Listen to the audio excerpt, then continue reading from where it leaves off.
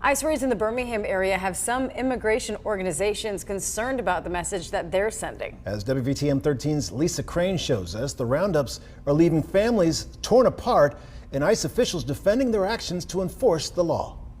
This is the ICEP office in Birmingham's South Side, where immigrants can register and become a part of the Intensive Supervision Appearance Program. It is an alternative to detention, and so typically the people who report here are undocumented immigrants who are waiting for their cases to be heard.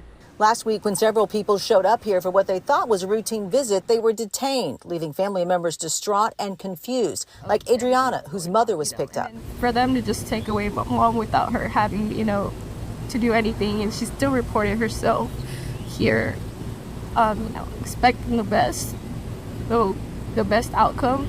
That didn't happen. We asked Alabama Senator Tommy Tuberville about it today. He confirmed these operations are happening, not just in Birmingham, but other parts of the state as well. If you're here undocumented, you do need to check in to your local office. If you don't, you're breaking the law by not showing up. But again, this has been total out of control of what happened in the Biden administration.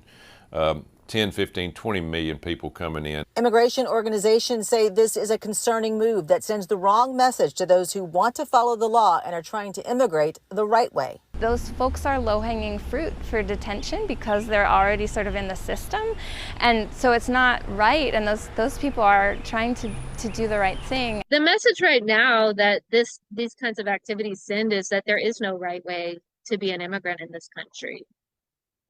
The message is very clear that immigrants are not welcome or wanted in this country. We received this statement from Immigrations and Customs Enforcement saying, in part, those arrested had executable final orders of removal by an immigration judge and had not complied with that order. If you are in the country illegally and a judge has ordered you to be removed, that is precisely what will happen. In Birmingham, Lisa Crane, WVTM 13.